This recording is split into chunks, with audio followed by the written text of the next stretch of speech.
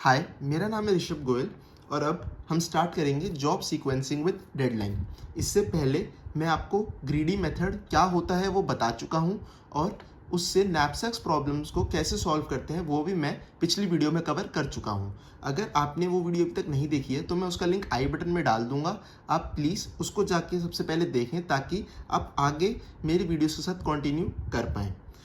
Job sequencing with deadline ये होता क्या है? It is the greedy approach that states given n number of jobs with a starting time and ending time, they need to be scheduled in such a way that maximum profit is received within the maximum deadline.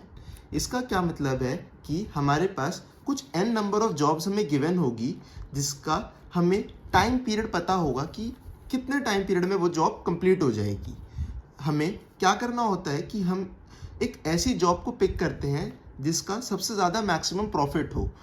हमारे को उसकी deadline given होगी कि वो कितनी देर में complete हो जाएगी जॉब और हमें उसका सबसे मैक्सिमम प्रॉफिट वाली जॉब फाइंड आउट करके उसको पिक करके सबसे पहले उसी को एग्जीक्यूट करना है। Job sequence scheduling algorithm is applied to schedule the jobs on a single processor to maximize the profit. ये लाइन आपको तब समझ में आएगी जब आप ऑपरेटिंग सिस्टम्स कर रहे होंगे। वहाँ पर जॉब शेड्यूलिंग एल्गोरिथम बहुत वर्क करता है क्योंकि अगर हमारे पास हमारी मेमोरी में कई सारे प्रोसेसेस हैं तो जॉब शेड्यूलिंग एल्गोरिथम उसमें से ऐसा प्रोसेस ढूंढता है जो सबसे कम टाइम ले रहा हो, तो वो हमारी मेमोरी से उसको सीपीयू में भेज देता है और उसे एग्जीक्यूट कराता है। वहाँ पर हमारा जॉब शेड्यूलिंग एल्गोरिथम काम आता है ताकि हम हमारे प्रोसेसेस को शेड्यूल कर सकें टाइम के बेसिस पे। ठीक है, अब मैं इसका एक एग्जांपल लेके आपको समझाता हूँ। ये एक एग्जांपल है। सपोज हमें 5 जॉब्स गिवन है जिसके प्रॉफिट्स हमें गिवन है और डेडलाइंस गिवन है। हमें इसमें एज्यूम करना होगा कि जो भी हमारी जॉब है वो 1 यूनिट ऑफ टाइम ले रही होगी या 1 आवर ऑफ टाइम ले रही होगी। जो भी यूनिट हमें गिवन होगी डेडलाइंस की, उतने टाइम में हमारी जॉब कंप्लीट हो जाएगी। हम इधर एज्यूम करते हैं, assume that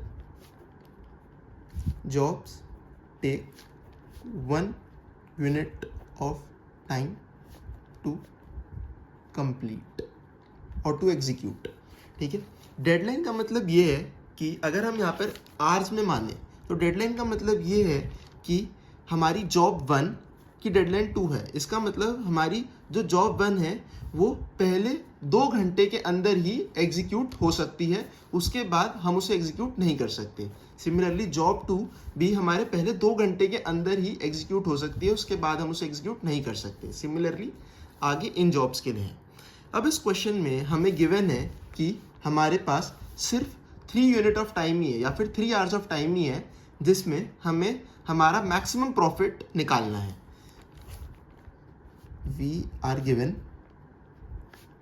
with 3 unit or hours of time to perform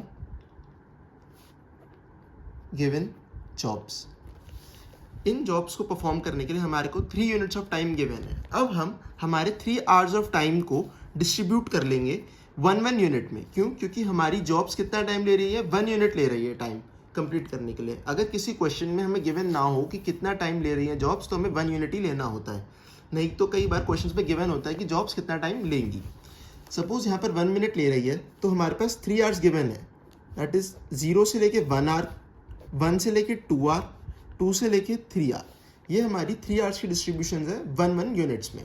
अब हमें पता है कि हमारी जो पहली डेडलाइन है जॉब 1 की वो 2 है और उसका प्रॉफिट 20 है। अब हमें जॉब्स को ऐसे सिलेक्ट करना है जिसका प्रॉफिट मैक्सिमम हो। अब हम सबसे पहले सबसे मैक्सिमम प्रॉफिट वाली जॉब को सिलेक्ट करते हैं। वो कौन सी है? हमारी जॉब 1 जिसका प्रॉफिट है 20 और डेडलाइन है 2। अब इसका मतलब हमारी जो जॉब 1 है वो 2 आवर्स के अंदर अंदर कंप्लीट की जा सकती है। इसका मतलब हम जॉब 1 को हमारी 0 से 1 आवर के बीच में भी कंप्लीट कर सकते हैं और 1 से 2 आवर्स के बीच में भी कंप्लीट कर सकते हैं। क्योंकि वो 1 यूनिट ऑफ टाइम ले रही है तो इसलिए हम उसको कहीं पर भी प्लेस कर सकते हैं। Job 1 can be at the first position and the second position. अब हम हमारी सेकंड जॉब देखते हैं। सेकंड जॉब मैक्सिमम हमारी कौन सी है? जॉब 2।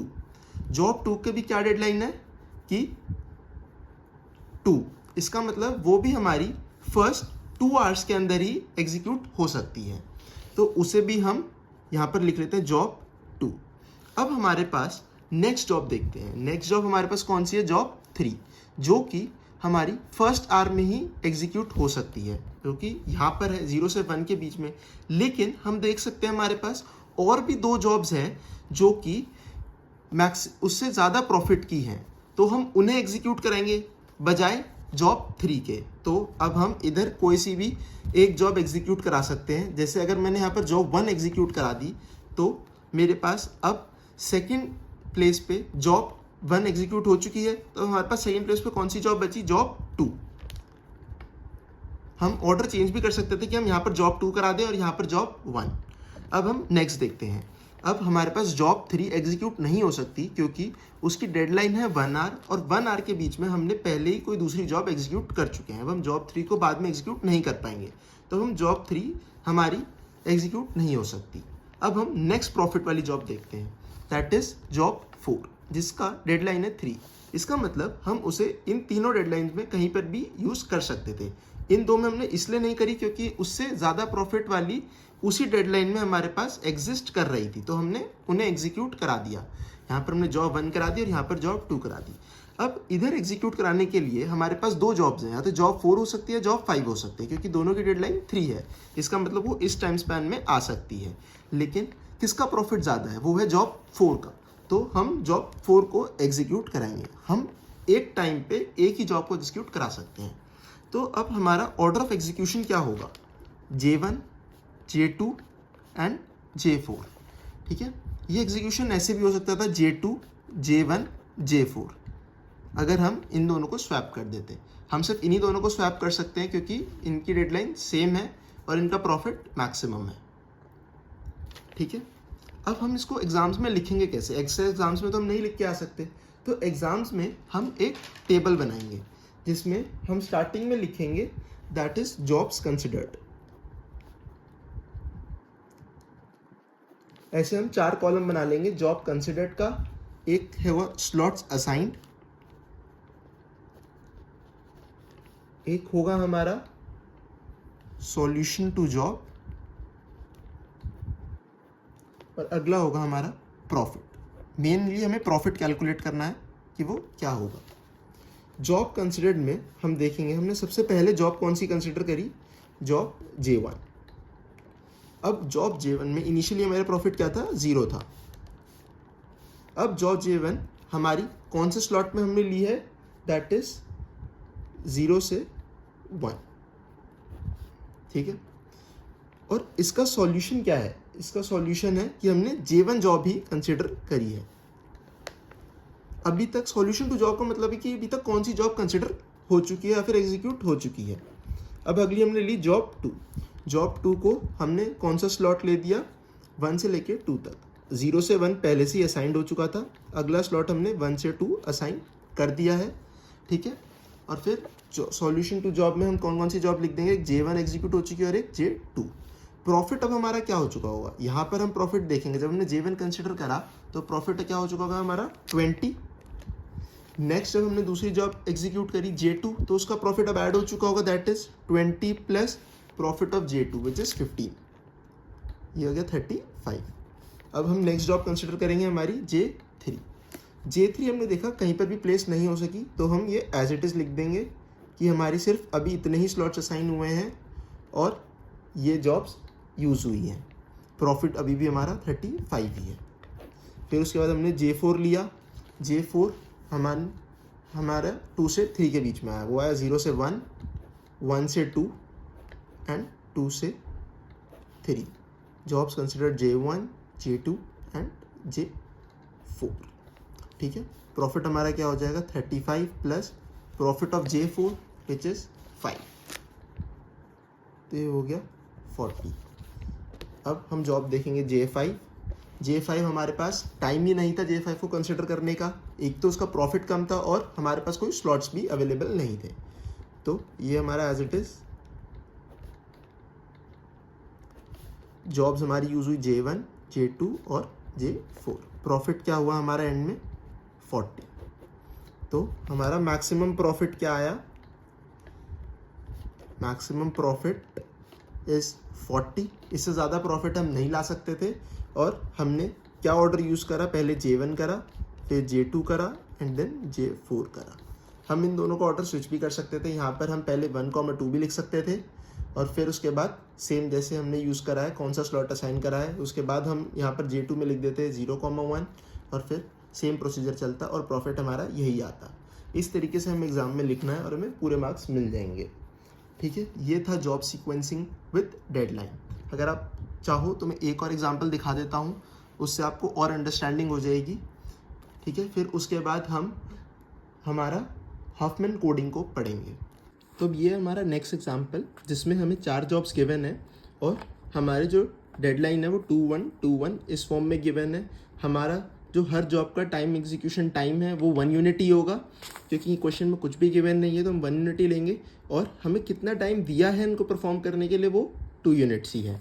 इसका मतलब हमारे पास क्या स्लॉट बनेगा अगर 2 यूनिट्स हमें टाइम गिवन है, 0 से लेके 1 और 1 से लेके 2। अब मैं आपको इसमें तरीका बताता हूँ कि हम कैसे सॉल्व करते हैं कि हर बार आपका मैक्सिमम ही जो सॉल्यूशन है वो निकल के आए। हम सबसे पहले देख लेते हैं कि जो हमारा 0 से 1 यूनिट का स्लॉट है उसमें हम कौन कौन सी जॉब्स को परफॉर्म कर सकते हैं। हम 0 से 1 के बीच में हमारी 2 डेडलाइन वाली जॉब भी परफॉर्म कर सकते हैं, 1 वाली परफॉर्म कर सकते हैं, 2 वाली परफॉर्म कर सकते हैं और 1 वाली परफॉर्म कर सकते हैं।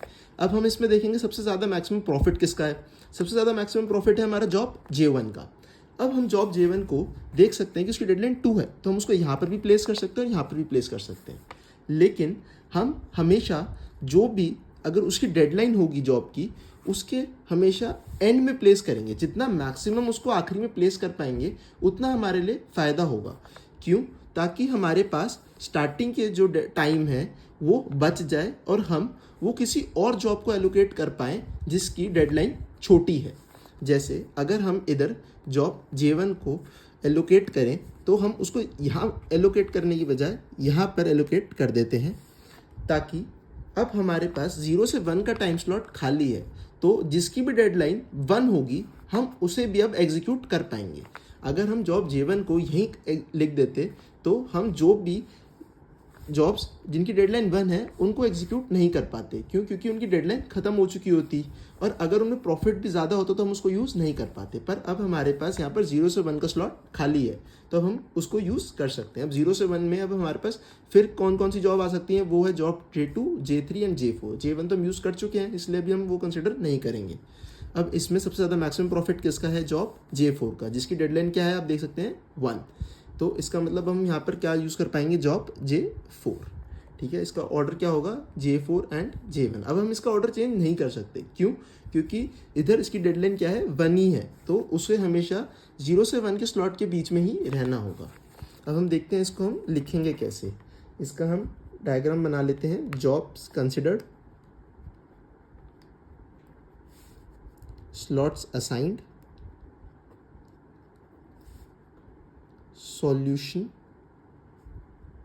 To job and profit. Same हम पहले जॉब J1 कंसिडर करेंगे। स्लॉट हमने J1 को कोई असाइन नहीं किया है। सॉल्यूशन टू जॉब हमारी J1 भी नहीं है क्योंकि अभी हमारा कोई स्लॉट्स असाइन हुए हैं। सॉरी, स्लॉट J1 को कौन सा असाइन हुआ है? 1 से 2, दैट इज 1 से 2। Solution to job is J1 and profit is J1 का है 50। ठीक है, इनिशियली प्रॉफिट 0 था। अगली हमने जॉब ली J2 हमारा असाइन नहीं हुआ है तो हम अभी भी 1, 2 ही रखेंगे स्लॉट असाइन और सॉल्यूशन भी J1, profit 50।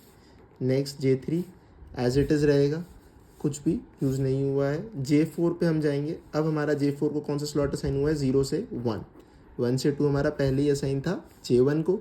Slots assign are J1, J4। Profit क्या होगा हमारा? 50, that is the profit of J1 plus profit of J4। J4 का क्या प्रॉफिट हमारा? 25, विच इज़ 75। ये हमारा क्या आया? Maximum profit. इस तरीके से सॉल्व करने से आपको हमेशा मैक्सिमम प्रॉफिट ही मिलेगा और बेस्ट सॉल्यूशन आपको फाइंड होगा। इधर हमारा जो हमारा सीक्वेंस होगा वो होगा J4 देन J1। ठीक है, ये था हमारा job sequencing method with deadlines. Hopefully आपको समझ आ गया होगा।